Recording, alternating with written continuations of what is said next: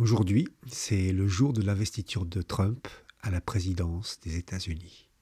Ça m'a donné envie de faire cette petite vidéo et de faire une chose qui n'est absolument pas du tout dans mes habitudes, car ça ne fait pas du tout partie de ma manière de penser. Je vais te partager une intuition et je vais même exagérer un petit peu en te partageant une prédiction pour cette nouvelle année 2025. Cette année sera celle de la vérité. Lorsque tu regardes la fin d'année 2024 et le début de l'année 2025, enfin non, soyons plus précis.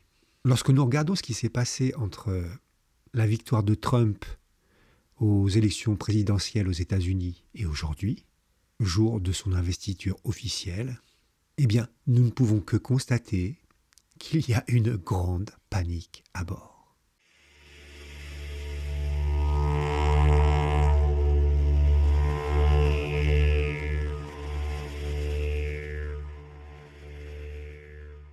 L'année de la vérité. Dans l'une de mes précédentes vidéos sur la géopolitique spirituelle, je parlais déjà de la vérité qui démasque le mensonge. Eh bien, je sens que la conscience de vérité va aller encore plus loin. Bon, je vais d'abord commencer par clarifier un petit point important. Trump, Musk et toute son équipe ne sont pas nos sauveurs. Pour moi, c'est une certitude et une évidence. Par contre, l'autre évidence, c'est qu'ils sont en train de faire paniquer le camp d'en face, le camp des mondialistes, comme je vais les nommer. Autant utiliser le vocabulaire des complotistes, puisqu'il semble que beaucoup de leurs allégations semblent à présent vraies. Oui, je fais de l'ironie parce que ces gens qui ont dénoncé tant de manigances ont tellement été dénigrés, et le sont encore, que découvrir dans la bouche d'un Zuckerberg qu'il a censuré de nombreuses vérités sur ses réseaux sous la pression de l'administration Biden, que ça en devient presque comique. Je ne connais pas ta manière de t'informer, mais il y a quelques jours, Mark Zuckerberg, le patron de Meta, Facebook et Instagram, a fait le buzz avec une vidéo où il déclare avoir été contraint de censurer ses réseaux sociaux sous la pression du clan mondialiste. Il a décidé de virer les fact-checkers, cette fameuse police de la pensée, pour laisser place à ce qu'il appelle la liberté d'expression. Alors ça, c'est tout de même énorme comme information. Zuckerberg, c'est 3 milliards d'utilisateurs chaque mois. On s'approche tout de même de la moitié de la population mondiale. Et cette population va à présent voir des informations auxquelles elle n'avait pas accès auparavant. Et ça, c'est vraiment dérangeant pour le système mondialiste. Inacceptable même. Parce qu'il y a déjà X avec Musk. Alors si le Zuki commence à s'y mettre, comment va-t-on contrôler la pensée? Il ne manquerait plus que YouTube suive le pas. Ah? Comment? On me dit dans l'oreillette que la Silicon Valley commence à suivre Trump. Quoi? Le patron d'Apple va donner 1 million de dollars pour la cérémonie d'investiture de Trump? Oh, mince. Et oui, perdre le contrôle sur l'information, c'est quand même assez problématique. Parce que du coup, il devient pratiquement impossible maintenant de cacher la manigance. C'est d'ailleurs l'un des gros changements de ces derniers mois. Parce qu'avant, il était si simple de tout manipuler sans que jamais ça ne se sache. Mais aujourd'hui, tout se sait dans l'instant. Ou alors ce sont des faits tellement énormes que ça en devient presque comique si ce n'avait pas autant de répercussions catastrophiques. Oui, c'est bien là où se trouvent les plus grands changements depuis la victoire de Trump au présidentiel. C'est là où nous voyons parfaitement que le contrôle de l'information est le nerf de la guerre. D'où la panique à bord lorsque Musk fait un simple tweet sur son réseau social X avec ses 212 millions d'abonnés. Ça paraît fou qu'un simple individu qui écrit quelques lignes puisse faire trembler des pays comme le Canada, l'Angleterre, l'Allemagne, la France. Que de simples tweets puissent lui valoir une condamnation d'ingérence par notre président Emmanuel Macron et par toutes les instances et les médias européens. Alors qu'un Soros, un Schwab, un Gates, un Vanguard ou un BlackRock sont accueillis à bras ouverts dans toute l'Europe. Quand un Thierry Breton, ancien commissaire européen, annonce sans sourciller en direct à la télé que l'Europe a volontairement fait annuler les résultats des élections présidentielles en Roumanie, ces ingérences-là sont parfaitement acceptables. Sauf que non, elles ne le sont pas acceptables, et elles ne l'ont jamais été. Et à présent, grâce au journalisme citoyen, ces choses se savent, et ce, dans le monde entier. À ton avis, comment réagit le peuple roumain quand il apprend que, officiellement, l'Europe décide de qui peut être ou ne pas être président dans leur pays? Et quel regard en a le reste du monde? La crédibilité de l'Europe est en train de littéralement partir en fumée. Sans parler de sa diplomatie. Et d'ailleurs, c'est peut-être ça qui met le clan des mondialistes en panique.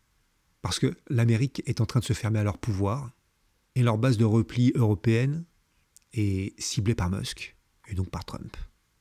D'ailleurs, il n'y a pas que l'Europe. Trump a laminé littéralement le Canada. Non mais, tu te rends compte, Trudeau a démissionné. Oui, oui, le Macron canadien a démissionné.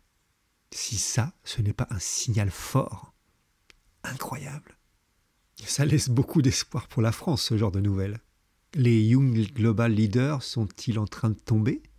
Quant au plan de Trump pour l'Europe, eh bien c'est simple, ça va piquer fort. Non, il n'est clairement pas le sauveur de l'Europe. Parce que elle va tout simplement s'écrouler. Et en y réfléchissant, peut-être que si, c'est peut-être finalement la chute de l'Europe qui va sauver l'Europe. Parce que ici, la panique est tellement grande que ça devient un énorme bordel.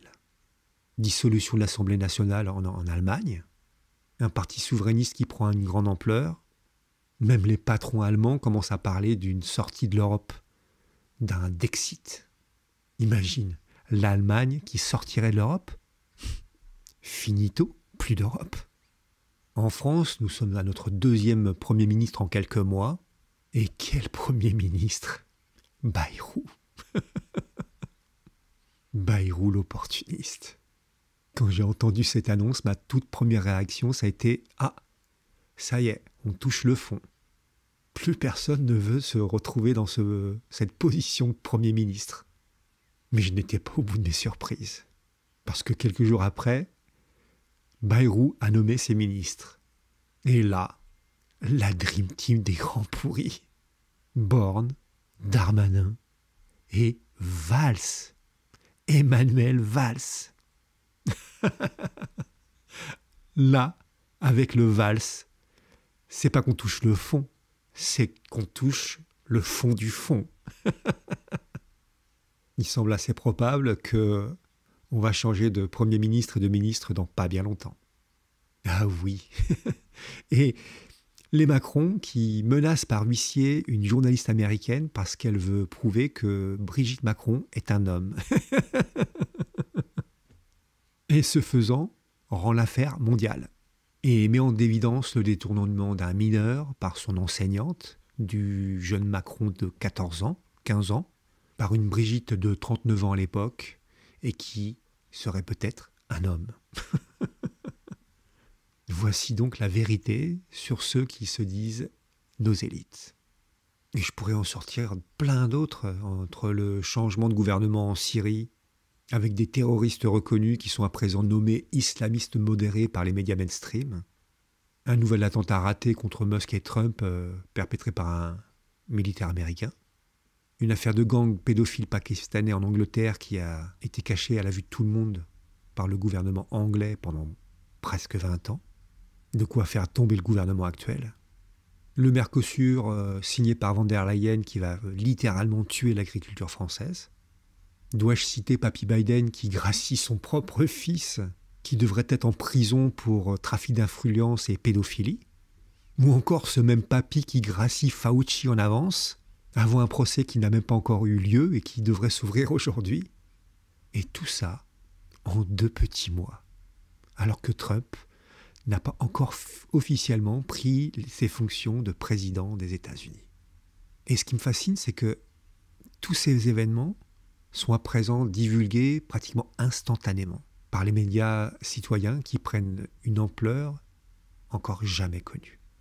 Nous arrivons au point où ce n'est plus le mensonge qui est démasqué, mais la vérité qui est révélée. Alors oui, on peut comprendre que c'est la grande panique à bord de tout ce système.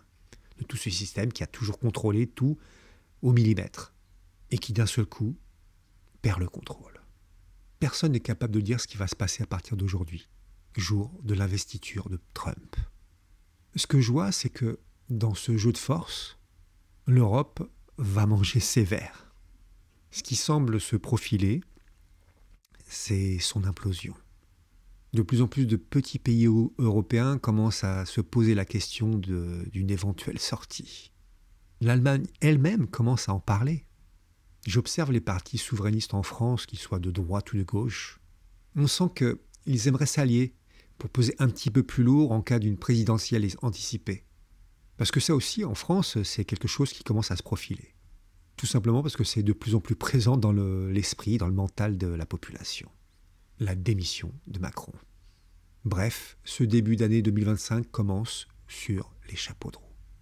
Alors, qu'en dire sous le regard du yoga intégral, sous le regard d'une géopolitique spirituelle?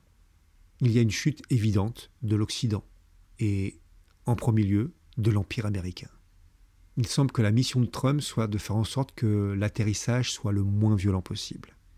Et pour ce faire, ça va être à la Trump, avec un protectionnisme à outrance. Et ça va faire mal à beaucoup de monde, à l'Europe, au Canada, au Mexique et à tant d'autres. Les mondialistes ont clairement pris une raclée, ils ont perdu une bataille. Et les souverainistes de tous bords dans le monde entier semblent s'en réjouir. Il n'est pas bien compliqué de mettre en évidence qu'il y a vraiment deux forces, ces deux forces, qui s'affrontent. Et nous, humains, nous sommes au milieu de ça. Ce que je vois aussi, c'est que de nombreux pays vont être amenés de force à retrouver l'âme de leur pays, sous peine de disparaître. Schrobidoux disait que chaque pays avait une âme propre, et cette âme avait une action spécifique sur la Terre. L'âme de ce pays était une action spécifique. Et le mondialisme, toutes ces années, s'est efforcé de tuer l'âme de chaque pays. Mais ils nous ont aussi montré que nous étions interdépendants les uns des autres sur ce petit caillou au milieu de l'espace. Les BRICS, eux, nous montrent une voie où des pays souverains peuvent s'allier pour œuvrer en commun. Alors, n'existe-t-il pas une troisième voie? En tout cas, ce qui est certain, c'est que les cartes sont redistribuées en ce moment. Et l'Europe semble avoir le plus mauvais jeu de tous. Mais cette crise en Europe, et donc en France, est peut-être notre levier pour trouver un nouveau chemin, pour tout changer. Mais faut-il encore savoir le chemin que nous aimerions prendre? Parce que, par exemple, en France, actuellement, au niveau politique, tous les partis représentés à l'Assemblée nationale sont pro-européens, sans exception. Ils sont non pas corrompus, même s'ils le sont clairement, mais vides de toute idéologie pour l'avenir. Chacun allant de ses grands mots, mais jamais rien de vraiment concret pour le peuple, pour les gens du peuple. Et tous ces partis sont pour l'Europe. Cette même Europe qui nous retire notre souveraineté nationale. Cette même Europe qui signe des Mercosur. Cette même Europe qui dicte absolument tout dans chacun des pays. Cette même Europe qui pine l'énergie en France, par exemple. Et on pourrait en sortir encore et des tartines et des kilomètres. Quant aux souverainistes en France, oui, à part sortir de l'Europe, ok. Mais est-ce qu'il y a un vrai projet à long terme? Vers nous souhaitons-nous emmener le monde, notre pays, et dans un sens plus large, vers où veut aller l'humanité? C'est quoi notre rêve? Est-ce qu'il y a un rêve réellement? Est-ce que les gens se posent franchement la question? Alors oui, tu me diras que les gens n'ont pas le temps. Ils sont absorbés par leur quotidien et se poser ce genre de questions, il faut avoir du temps pour se poser ce genre de questions. C'est un peu comme si personne ne se demandait, oui mais après, on fait quoi? On recommence cette même galère encore et encore, on change de parti comme on l'a fait encore, jusqu'à la dernière élection où on a vu que en fait on avait fait des élections et que ça n'avait absolument rien changé. Regarde les ministres que tu as en France. Est-ce que tu as vu un changement de quelque chose après des élections qui étaient censées élire les députés? Est-ce qu'on continue cette vie harassante, vide de sens? Est-ce que la vie, c'est travailler toute sa vie pour quelqu'un, pour qu'il gagne plus d'argent, pour que toi tu aies suffisamment d'argent pour pouvoir te nourrir et te loger? C'est ça la vie? C'est ça le projet de l'avenir? Malraux disait que le 21e siècle serait spirituel ou ne serait pas. D'accord, mais comment faire pour que ce siècle devienne spirituel? Eh bien, encore une fois, il semble que c'est par toutes ces crises que ce 21e siècle est en train de devenir spirituel. Oui, tu peux dire que ça ne se voit pas, et pourtant, et en cette année 2025, la crise en Europe va être énorme. Et la crise française d'autant plus. Oui, je regarde les choses sous le prisme de l'Europe et de la France parce que je vis en France et donc en Europe. Alors, est-ce que la vérité va finir par émerger dans la conscience de chaque individu? Ou bien faudra-t-il encore de nombreuses crises? Le changement est clairement de plus en plus visible. Mais de quel type de changement parlons-nous? Plus la crise extérieure devient grande, et plus la crise intérieure de chaque individu s'intensifie. Et malheureusement, certains vont s'écrouler. Mais d'autres vont s'ouvrir à une plus grande intériorité. Mais il est vrai que cette situation est dure. Parce que voir la souffrance des gens, ce n'est pas évident, c'est pas facile. Ça fait mal, quoi. Et pourtant, pour le moment, ça semble être le chemin de la transformation. Dieu sait que je rêverais de pouvoir dire au monde qu'il y a un autre moyen, un autre chemin, une autre manière de faire. Mais je vois que ce n'est pas ainsi que ça fonctionne. Chaque personne, chaque individu doit trouver le chemin en soi. Mais nous pouvons tout de même aider. Aider en nous donnant à fond. Pas en demi-mesure, non, ce temps-là est terminé. Entrons pleinement sur notre chemin intérieur. Agissons totalement en conscience. Arrêtons de procrastiner. La grande et ultime bataille évolutive se déroule en nous. Elle se remporte en nous-mêmes. À chaque fois que nous démasquons un mensonge en nous, affrontons-le immédiatement de toutes nos forces, sans aucun compromis. Parce que je le répète, à chaque victoire en nous, nous aidons beaucoup de monde à l'extérieur. Oui, je sais que mes propos paraissent bêtes et simplistes. Comme une victoire en nous-mêmes peut avoir une incidence sur le monde extérieur. Mais Sri Aurobindo disait clairement que si tu veux changer le monde, commence par te changer toi-même. Oui, tu vas dire c'est une phrase bateau encore d'une petite spiritualité, mais non, médite cette phrase réellement. Observe, agis, change-toi toi-même, tu verras les répercussions que ça a à l'extérieur. Et au regard des événements mondiaux actuels, il faut croire que nous sommes de plus en plus nombreux à œuvrer pour nous changer nous-mêmes. Cette simple petite pensée est un vrai moteur, car elle nous montre que nous ne sommes plus seuls, et même que nous sommes de plus en plus nombreux. Plus on va nous mettre de pression, plus on va développer notre souveraineté intérieure. Plus nous allons être nombreux à être souverains intérieurement, plus cette même souveraineté va se matérialiser extérieurement. L'ombre en devient presque notre meilleur outil d'émancipation, puisqu'elle nous pousse inexorablement vers notre liberté. Oui, je sais que ces propos semblent fous et paradoxaux. C'est pourtant une réalité. Pose-toi 5 minutes, médite un petit peu ce que je viens de dire. Parce que l'ombre ne nous laisse plus aucun choix, parce qu'elle le sait. C'est elle ou nous. Et nous sommes de plus en plus nombreux à faire ce choix. D'autant que nous ne sommes pas seuls dans cette œuvre. Je pourrais même dire qu'elle est mise en œuvre par une force évolutive que rien, absolument rien ne peut arrêter. Cette force dont nous ont parlé Mère et Sri Aurobindo. Cette conscience de vérité, ce supramental.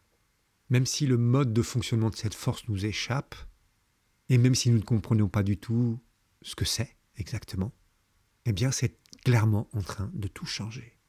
Nous, les autres, le monde, le présent, le futur, tout. Certains disent qu'il n'y a pas de libre arbitre.